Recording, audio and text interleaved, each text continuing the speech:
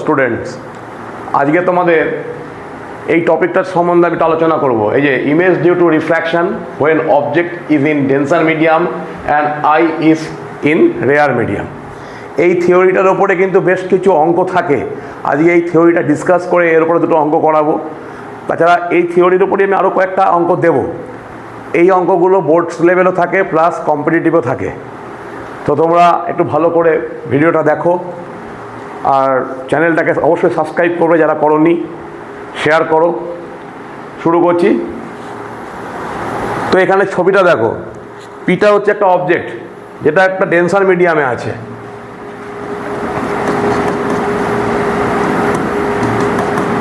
এটা একটা denser medium, এর রিফ্র্যাক্টিভ ইন্ডেক্স মনে করো এ, আর এটা হচ্ছে বি।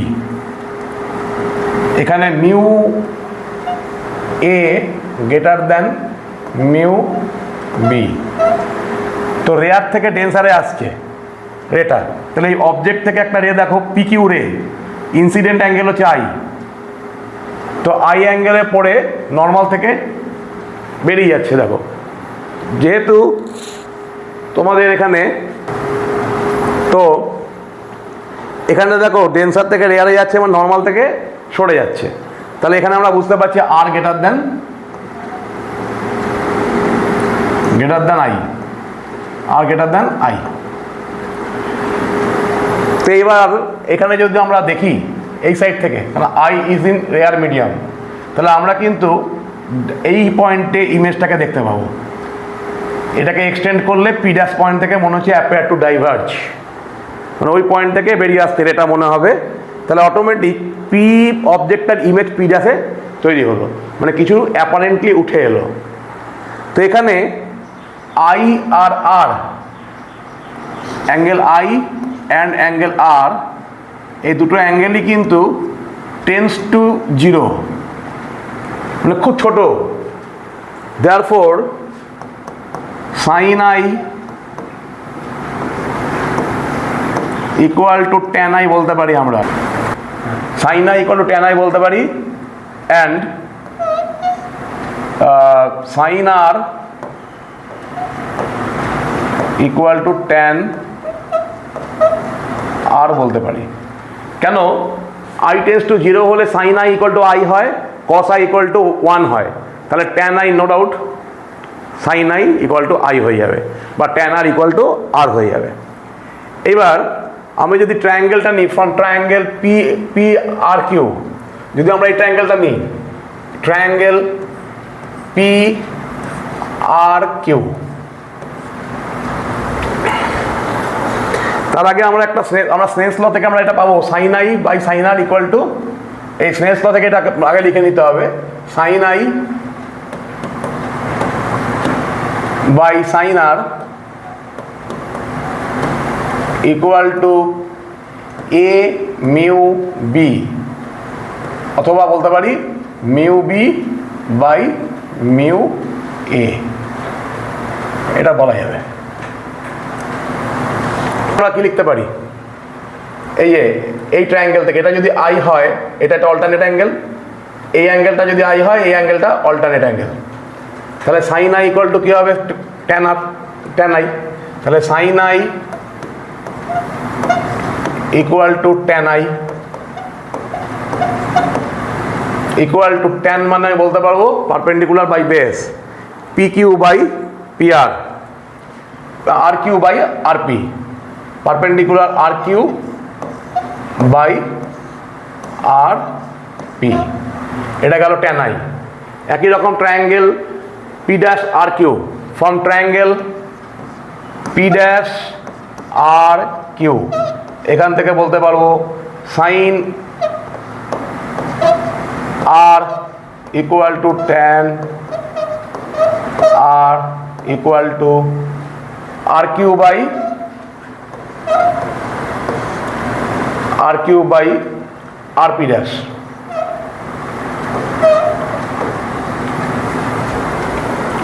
তাহলে এখান থেকে এটাকে আমি যদি 1 নাম্বার ইকুয়েশন লিখে দিই, আগের ইকুয়েশনটাকে এখানে যদি বসিয়ে দিই 1 নাম্বার ইকুয়েশনে, যে সাইন আইয়ের জায়গাতে ট্যান আই মানে এইটা, তাহলে আমরা form 1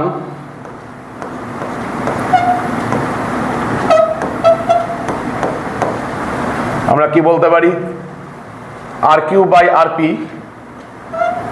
R Q by R P divide R Q by R P dash, মানে এটা উল্টে দিলে কি হবে, R P dash by R Q equal to mu B by mu A অথবা A mu B, A mu B.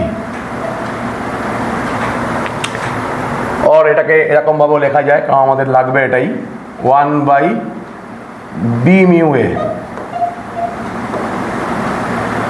কারণ beta হচ্ছে rare medium.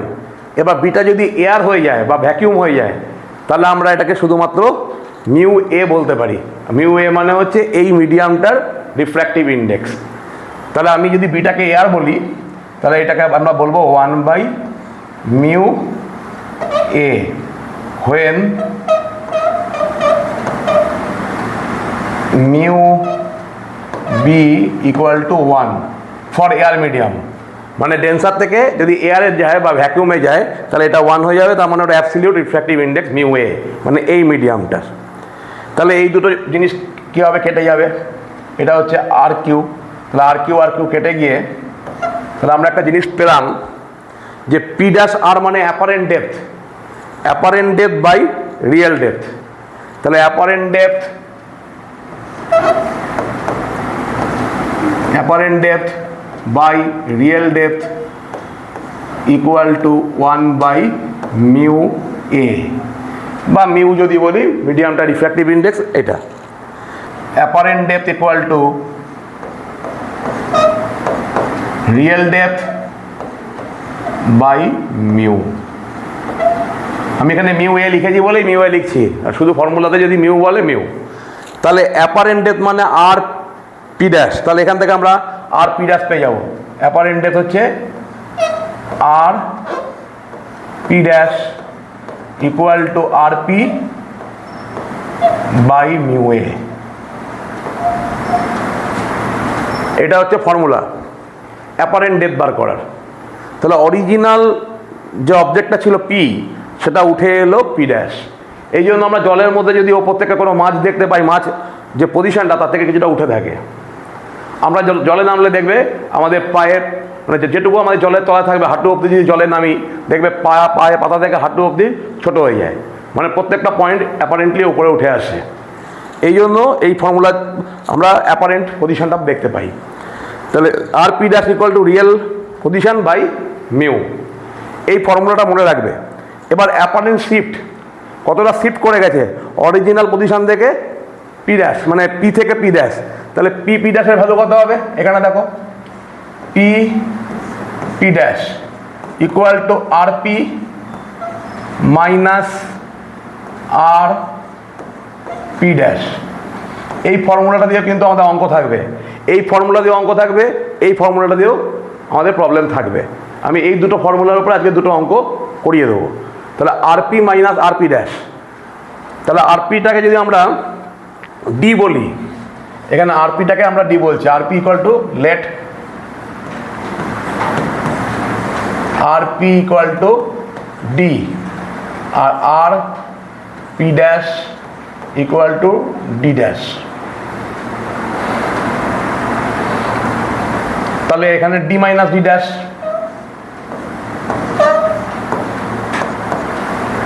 তাহলে এখানে আর পির জায়গায় আর পি লিখলাম, আর পি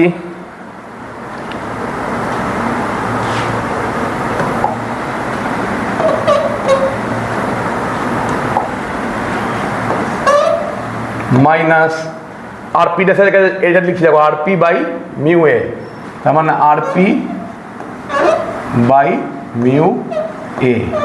এখানে আর পি কমন নিলে কি হচ্ছে, আর পি মানে ডি, তাহলে এখানে ডি কমন নিয়ে নিলাম, ধরো D equal to 1 minus 1 by mu. এটা হচ্ছে ফর্মুলা।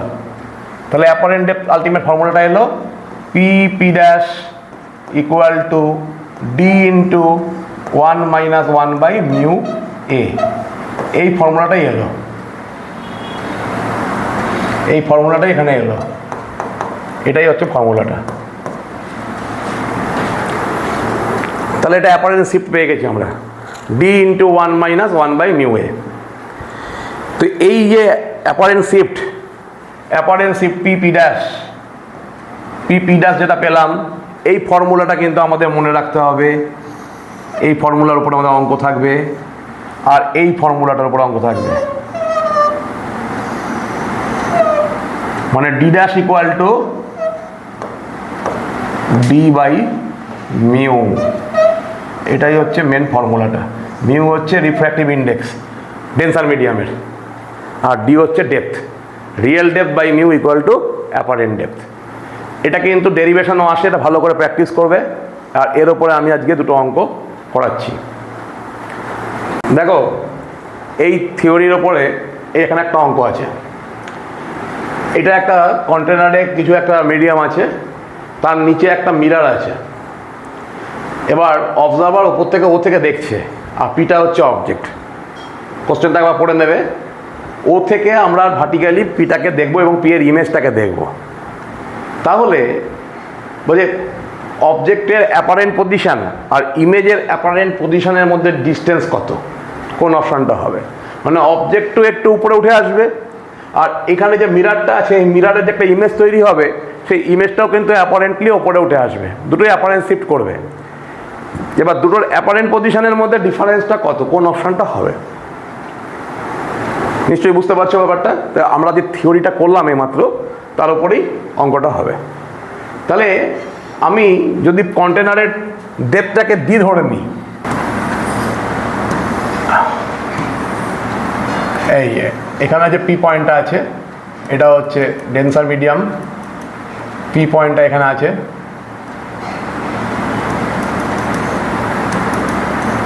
এখানে মিরারটা আছে।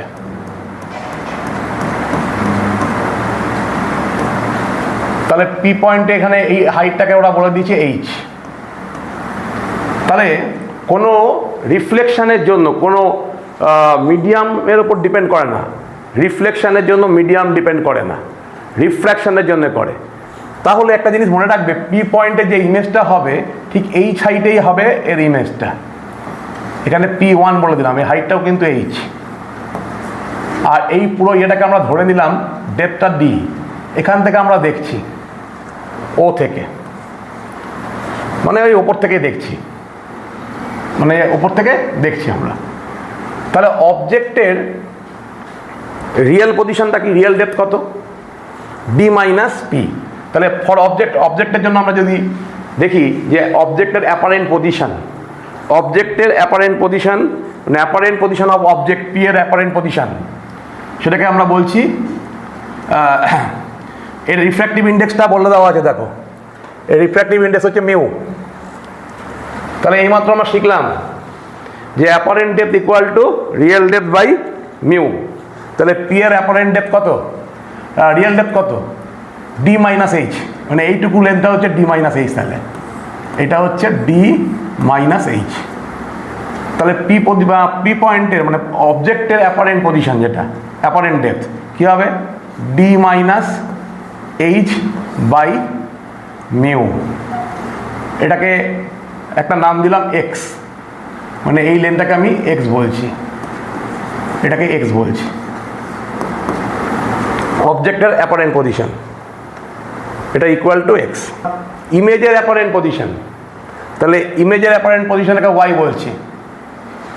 এটা ইমেজের অ্যাপারেন্ট পজিশন কত হবে, রিয়েল ডেপথটা কত ইমেজের, ডি প্লাস এইচ। দেখো, D plus H by mu.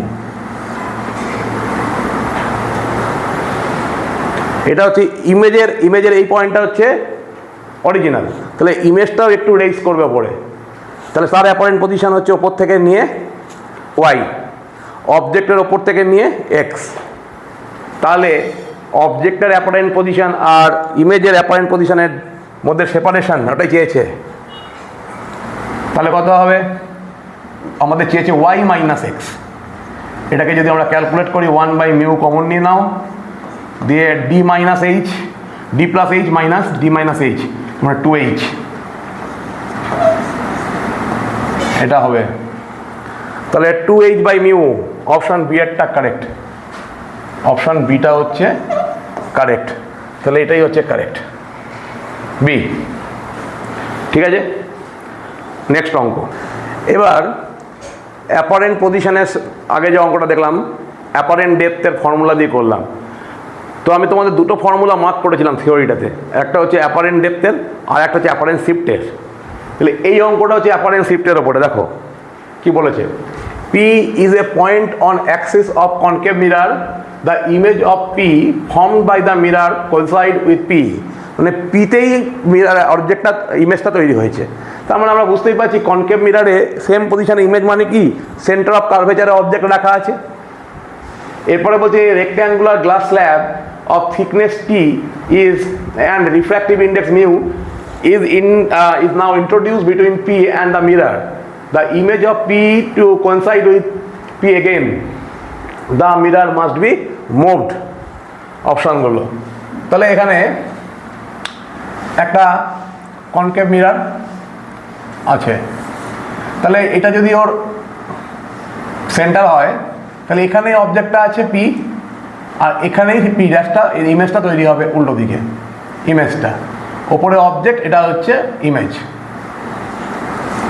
এটা হচ্ছে সেন্টার, সেন্টার অফ কার্ভেচার, এটা হচ্ছে সেন্টার অফ কার্ভেচারে রাখা আছে। এখানে পি এর ইমেজটা পি ড্যাশ এরকম পজিশনে ছিল। এবার যদি এখানে একটা গ্লাস স্ল্যাবকে আমি ইন্ট্রোডিউস করে দিই, তো এইমাত্র বললাম যে আমরা রেয়ার থেকে মানে কোনো একটা স্ল্যাবের নিচে যদি কোনো অবজেক্ট থাকে আমরা যদি রেয়ার থেকে দেখি অবজেক্টটা একটু রেজ করবে, তাহলে এখানে এই পি এর অবজেক্টটা মনে করে এই পজিশনে চলে এলো, এবার অবজেক্টটা হয়ে গেল পিতে এই পয়েন্টে, এখানে অবজেক্টটা পজিশন হয়ে গেল মানে অ্যাপারেন্টলি মিরারের দিকে চলে এলো। তো কোশ্চেন হচ্ছে আমরা ওই পয়েন্টেই ইমেজটাকে চাইছি, এই পয়েন্টেই, তার মানে আবার সেই এই কম্বিনেশনের জন্য আবার এটাকে কার্ভেচারই হতে হবে, ওই পয়েন্টে যেতে গেলে আমরা পেতে গেলে আবার কার্ভেচারই পেতে হবে, তার মানে আমাদের মিরারটাকে সরিয়ে দিতে হবে। তাহলে মিরারটাকে সরিয়ে দিলে এই পয়েন্টেই তখন সেন্টার অফ কার্ভেচার আবার হয়ে যাবে, মানে সেন্টার অফ কার্ভেচার পজিশনটা কিন্তু উঠে এসছে, তাহলে মিরারটাকে সরিয়ে ওর অরিজিনাল সেন্টার অফ কার্ভেচার আনতে হবে, সেন্টার অফ কার্ভেচারটাকে, তবেই ইমেজটা ওখানে পাবো।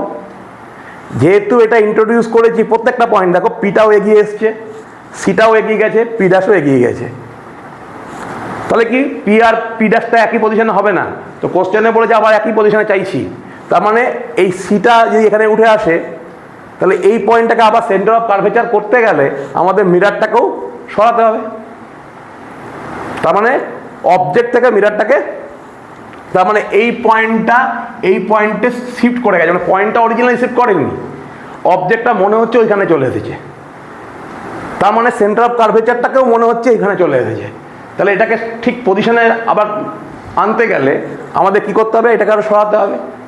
তাহলে অ্যাপারেন্ট যে শিফট করলো সেই সমান মানে লেন্থটাই আমাদের মুভ করাতে হবে মিরারটাকে, তাহলে আবার সেটা কিন্তু সেন্টার অফ কার্ভেচারে ফিরে আসবে, কারণ সেন্টার অফ কার্ভেচার পজিশনটা আমাদের কাছে অ্যাপারেন্টলি এগিয়ে এসেছে মিরারের দিকে, এবার সেটাকে আবার পিছিয়ে নিতে হবে, তাহলে মিরারটাকে আমাদের সরাতে হবে।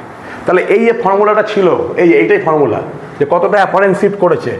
এখানে থিকনেসটা কত বলে দিয়েছে, থিকনেস গ্লাসের দেখো টি বলা আছে, টি গ্লাসের থিকনেস টি, তাহলে টি ইন্টু 1 - 1/μ এই মানে এই লেন্থটাই কিন্তু সিটা শিফট করে গেছিলো মিরারের দিকে, তাহলে মিরারটাকেও আমাদের শিফট করিয়ে দিতে হবে। তাহলে অপশান কোনটা হচ্ছে অ্যাওয়ে ফ্রম পি, মানে অরিজিনাল পজিশন থেকে মিরারটাকে মানে অতটা দূরেই আমাকে আবার নিয়ে যেতে হবে, সেটা হচ্ছে এই ডিস্টেন্সটার মতো, মানে এই যে ডিস্টেন্সটা হবে এই ডিস্টেন্সটা সেম হবে, সেম হতে হবে। ছবিটাতে ছোটো বড়ো হয়ে গেছে, এটা যদি আমি বলি ডি, এটাকেও ডি হতে হবে, তাহলে ডি ইকুয়াল টু এটা মানে টি মাইনাস এটা। দেখো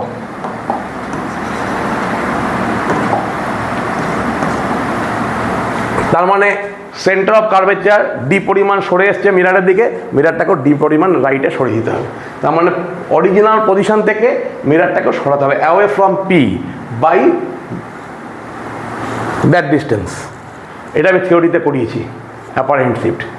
আজকে এই অবধি হোক, এর পরের দিন আরও কিছু অঙ্ক এই থিওরির ওপরে করাবো, সে ফিট জিও হোক, আকাশের মেটেরিয়ালস হোক, ওগুলো কিছু এই টাইপের অঙ্ক আমি সিলেক্ট করে তোমাদের নেক্সট ক্লাসে করিয়ে দেবো। আজকে এই অবধি।